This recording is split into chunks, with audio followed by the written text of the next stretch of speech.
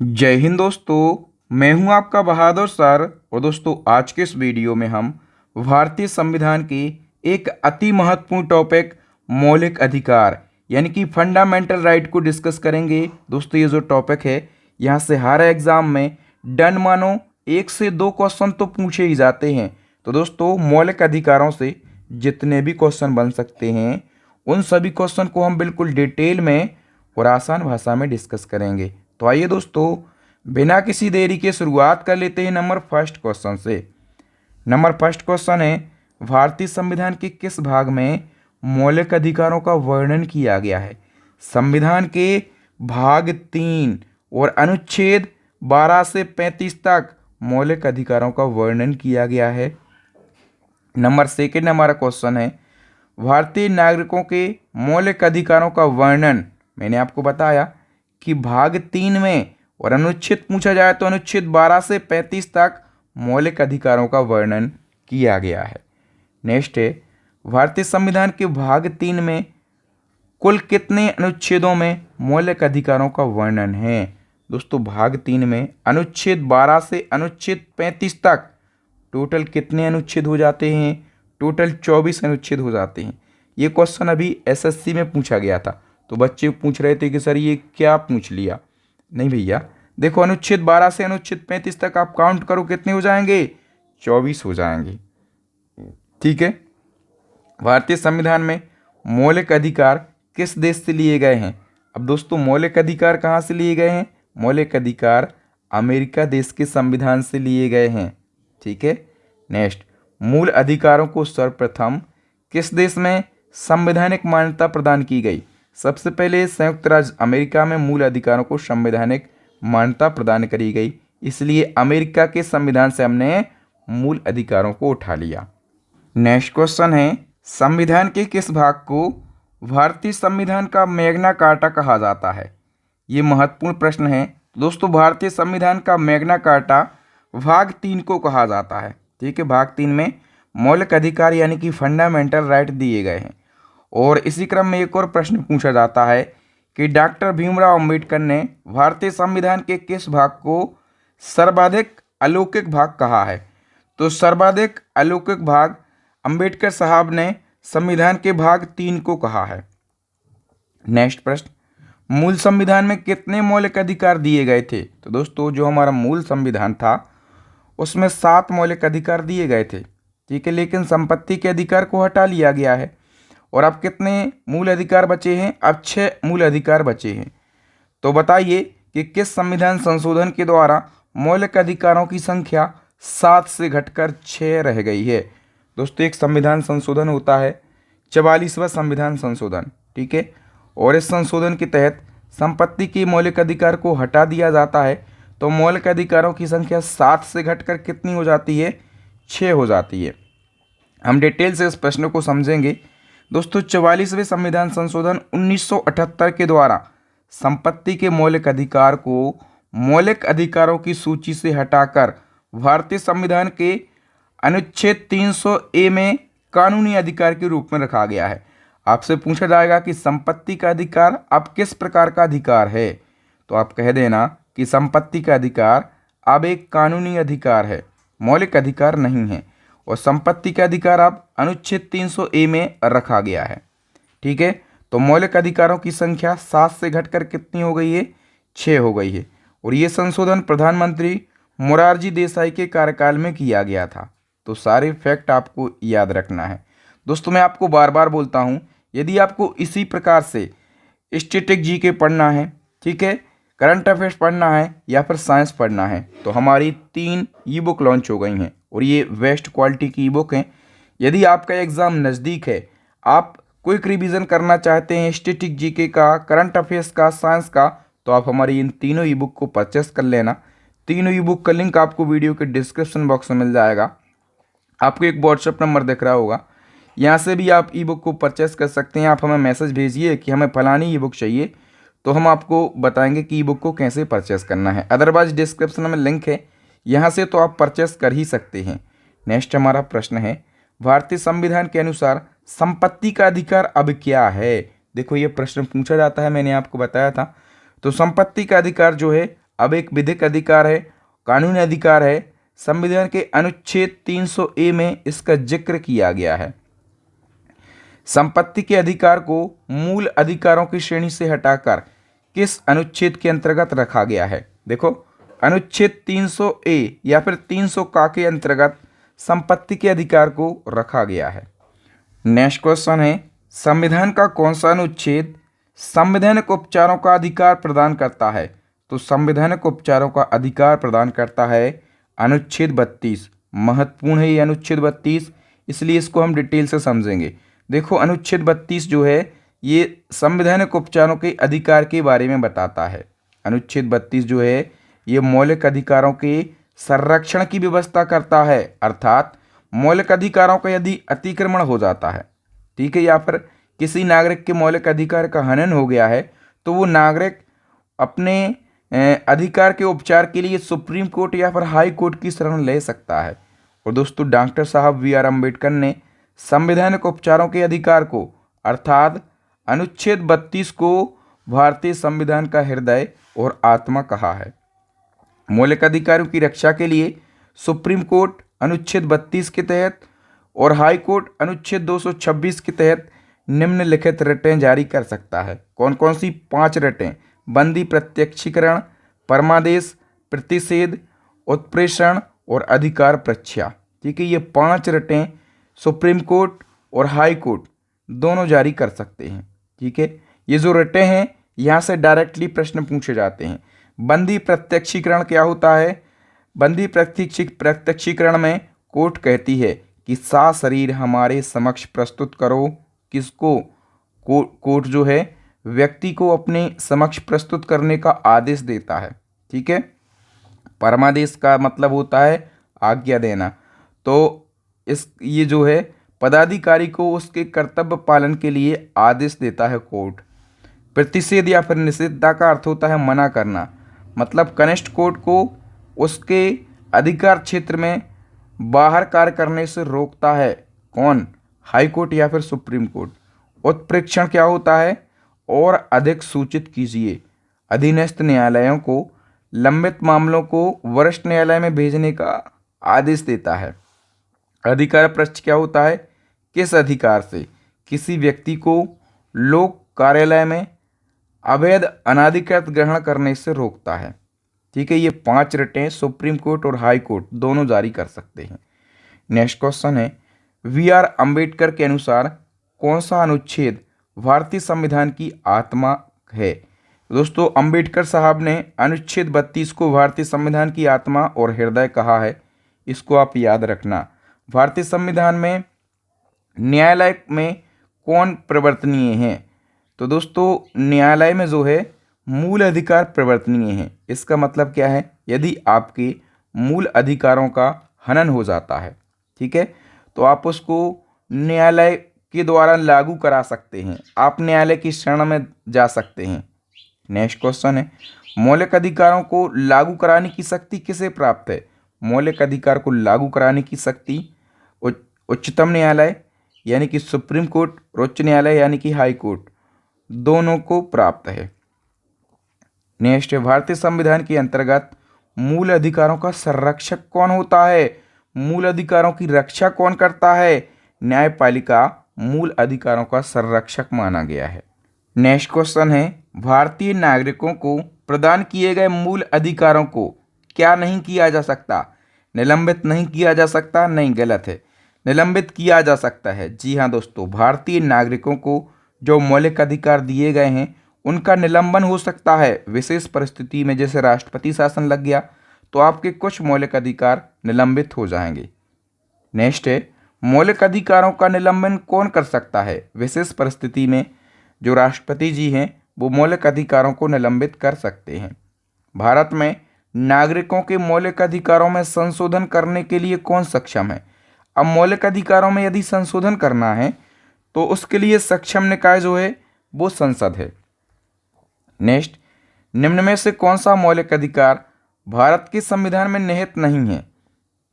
तो दोस्तों, संपत्ति का अधिकार अब जो है भारत में मौलिक अधिकार नहीं है। अब संपत्ति का अधिकार एक कानूनी अधिकार बन चुका है। वर्तमान में कितने मौलिक अधिकार हैं? 6 मौलिक अधिकार हैं। एक है समानता का अधिकार, और ये अनुच्छेद 14 से लगाकर अनुच्छेद 18 तक है। ठीक है। दूसरा है स्वतंत्रता का अधिकार, ये अनुच्छेद 19 से 22। तीसरा है शोषण के विरुद्ध अधिकार, ये अनुच्छेद 23 से 24। फिर है धर्म की स्वतंत्रता का अधिकार, ये अनुच्छेद 25 से 28 तक है। संस्कृति और शिक्षा संबंधी अधिकार, ये अनुच्छेद 29 से 30 तक है। और संवैधानिक उपचारों का अधिकार, ये अनुच्छेद 32 में दिया गया है। तो ये 6 मौलिक अधिकार हैं, इनको आप जरूर याद रखना। बताइए कि निम्न में से कौन सा अनुच्छेद समानता के अधिकार से संबंधित है? तो मैंने आपको अभी बताया है कि अनुच्छेद 14 से लेकर 18 तक ये समानता के अधिकार से संबंधित है। समानता का अधिकार भारतीयों के लिए सुनिश्चित करता है, क्या सुनिश्चित करता है? धार्मिक समानता, आर्थिक समानता, सामाजिक समानता, ये सभी समानताएं जो है, ये समानता का अधिकार भारतीय नागरिकों के लिए सुनिश्चित करता है। नेक्स्ट है, समानता के अधिकार के अंतर्गत कितने अनुच्छेद आते हैं? तो मैंने आपको अभी बताया है कि समानता का अधिकार अनुच्छेद 14 से लेकर अनुच्छेद 18 तक है। तो 14 से 18 तक कितने अनुच्छेद हो गए? 5 अनुच्छेद। ऐसे ऐसे क्वेश्चन भी एग्जाम में बन जाते हैं। देखो, समानता के अधिकार के अंतर्गत अनुच्छेद 14 से लेकर अनुच्छेद 18 तक टोटल 5 अनुच्छेद आते हैं। ठीक है, कौन कौन से हैं? एक है अनुच्छेद 14, विधि के समक्ष समानता के बारे में बताता है। अनुच्छेद 15, धर्म, मूलवंश, जाति, लिंग या जन्म स्थान के आधार पर भेदभाव पर रोक लगाता है। फिर अनुच्छेद 16, लोक नियोजन में समानता के बारे में बताता है। लोक नियोजन मतलब सरकारी नौकरियों में समानता होगी। फिर है अनुच्छेद 17, अस्पृश्यता यानी कि छुआछूत का अंत करता है। अनुच्छेद 18, उपाधियों का अंत करता है, ये अनुच्छेद 18। नेक्स्ट है, किस अनुच्छेद के अंतर्गत अस्पृश्यता यानी कि छुआछूत को समाप्त किया गया है? तो छुआछूत को समाप्त किया गया है अनुच्छेद 17 के अंतर्गत। नेक्स्ट, 1995 में पारित अस्पृश्यता अपराध अधिनियम को वर्तमान में किस नाम से जाना जाता है? तो अस्पृश्यता अपराध अधिनियम को अब दोस्तों सिविल अधिकार संरक्षण अधिनियम के नाम से जाना जाता है। संविधान के किस अनुच्छेद के प्रावधान के तहत भारत रत्न पुरस्कार का उपयोग उपयोगकर्ता के नाम के लिए उपसर्ग या फिर प्रत्यय के रूप में नहीं किया जा सकता? ये किस अनुच्छेद में प्रावधान किया गया है? तो ये अनुच्छेद 18(1) में प्रावधान किया गया है। नेक्स्ट है, स्वतंत्रता का अधिकार संविधान के किन अनुच्छेद में वर्णित है? तो स्वतंत्रता के अधिकार का वर्णन अनुच्छेद 19 से अनुच्छेद 22 तक किया गया है। अनुच्छेद 19 में वर्णित स्वतंत्रताएं निम्नलिखित में से किसको प्राप्त हैं? तो अनुच्छेद 19 में जो स्वतंत्रताएं वर्णित हैं वो केवल भारतीय नागरिकों को प्राप्त हैं। याद रखना, अनुच्छेद 19 में जितनी भी स्वतंत्रताएं हैं वो केवल भारतीय नागरिकों को प्राप्त हैं। ठीक है। निम्न मूल अधिकारों में से कौन सा एक मूल अधिकार भारतीय नागरिकों को उपलब्ध है पर भारत में रहने वाले विदेशियों को नहीं? तो दोस्तों जो वाक और अभिव्यक्ति की स्वतंत्रता है, ठीक है, अनुच्छेद 19 में इसका जिक्र है। तो ये स्वतंत्रता केवल भारतीय नागरिकों को प्राप्त है। भारत में जो विदेशी रह रहे हैं उनको ये स्वतंत्रता प्राप्त नहीं है। ठीक है। नेक्स्ट है, निजी भवनों के ऊपर राष्ट्रध्वज फहराने का अधिकार संविधान के किस अनुच्छेद में वर्णित है? तो निजी भवनों के ऊपर राष्ट्रध्वज आप फहरा सकते हैं, ये आपका अधिकार है। और इसका जिक्र जो है अनुच्छेद 19 क्लॉज 1 क्लॉज का में किया गया है। ठीक है, इसको आप याद रखेंगे। किसी अपराध में अभियुक्त को स्वयं के विरुद्ध गवाही देने के लिए बाध्य नहीं किया जा सकता, ये किस अनुच्छेद में प्रावधान किया गया है? तो देखो, कोई अभियुक्त है, कोई अपराधी है, ठीक है, ऐसा नहीं है कि आप उसको दे पिटाई कि आप कबूल करो, आप खुद के विरुद्ध गवाही दो कि हमने ये अपराध किया है, आप उसको बाध्य नहीं कर सकते। ठीक है, इसका प्रावधान जो है ये अनुच्छेद 20 क्लॉज 3 में किया गया है। संविधान का कौन सा अनुच्छेद जीने के अधिकार यानी कि प्राण और दैहिक स्वतंत्रता का संरक्षण से संबंधित है? जीने के अधिकार से संबंधित है दोस्तों अनुच्छेद 21। नेक्स्ट है, किस अनुच्छेद के तहत 14 वर्ष से कम आयु के बच्चों को किसी कारखाने, खदान या फिर खतरनाक रोजगार में काम करने के लिए नियोजित नहीं कर सकते।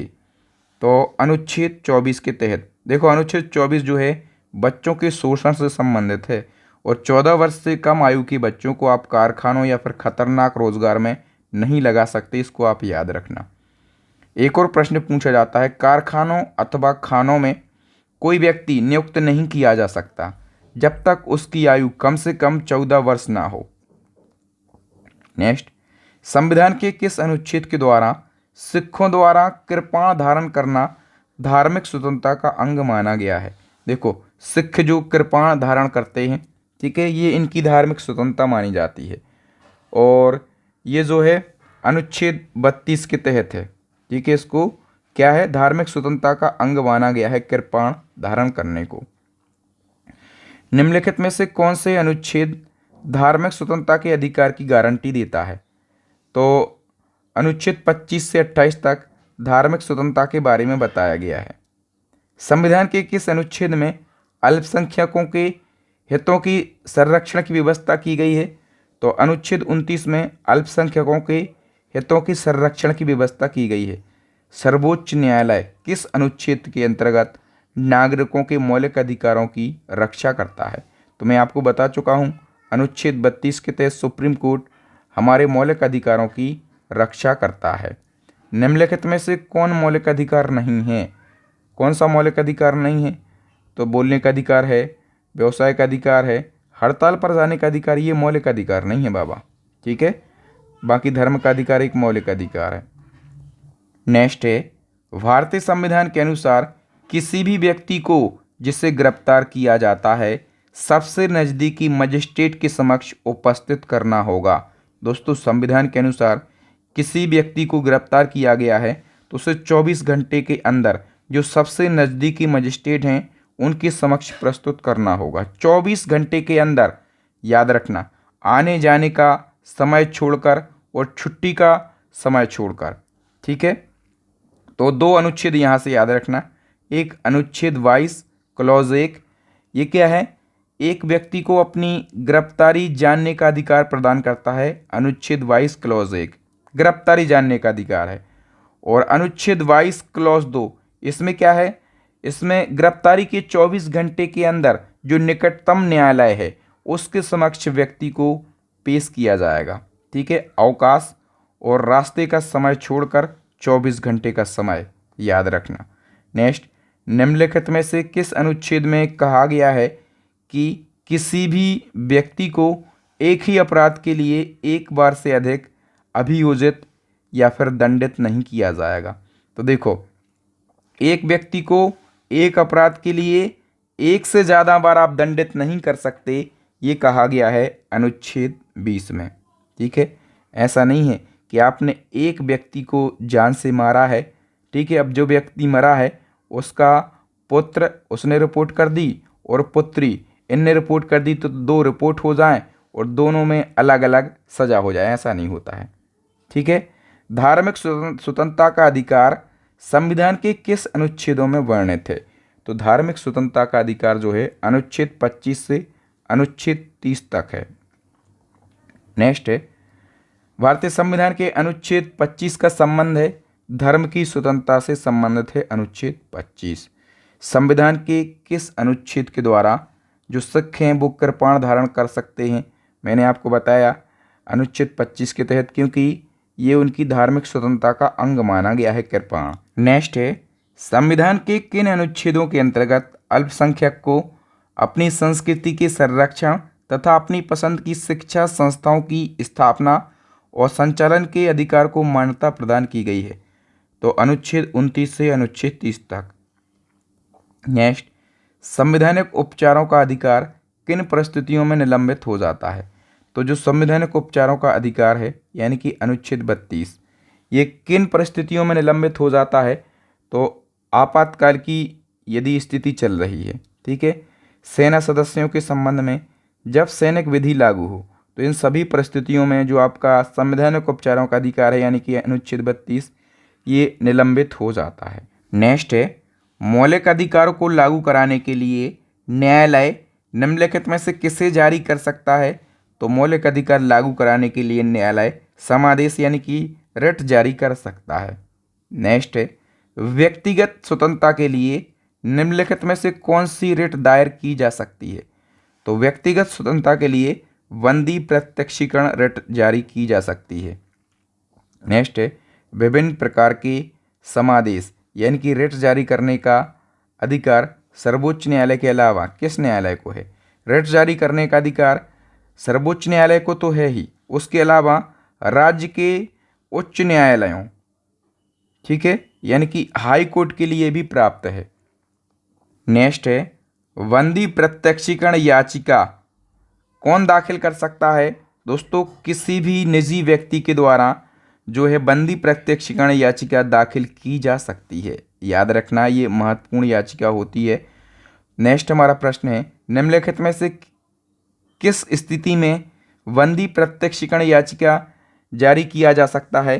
तो देखो, दोषपूर्ण पुलिस नज़रबंद, यानी कि पुलिस ने किसी व्यक्ति को नज़रबंद कर रखा है, वो कोर्ट के सामने उस व्यक्ति को पेश ही नहीं कर रहा है, तब बंदी प्रत्यक्षीकरण याचिका जारी करता है कोर्ट और कहता है कि सशरीर 24 घंटे के भीतर उस व्यक्ति को हमारे समक्ष प्रस्तुत करो। सशरीर का मतलब क्या है? उसको किसी भी प्रकार की, उसके शरीर पर चोट नहीं होना चाहिए, उसके शरीर पर किसी भी प्रकार की कोई हानि नहीं होना चाहिए, ठीक है। नेक्स्ट है, निम्नलिखित में से किस याचिका यानी कि रिट का शाब्दिक अर्थ होता है हम आदेश देते हैं? देखो, परमादेश इसका मतलब होता है हम आदेश देते हैं या फिर आज्ञा देना। इसी क्रम में दोस्तों, वह रिट जो भारत में उच्चतम न्यायालय या फिर सर्वोच्च न्यायालय द्वारा किसी व्यक्ति या सार्वजनिक संस्था को आदेश देती है कि वह अपने कर्तव्यों का पालन करे, क्या कहलाती है दोस्तों? वो कहलाती है परमादेश, ठीक है। आदेश देना या फिर अपने कर्तव्यों का पालन करे, ऐसा आदेश देना क्या कहलाता है? परमादेश कहलाता है।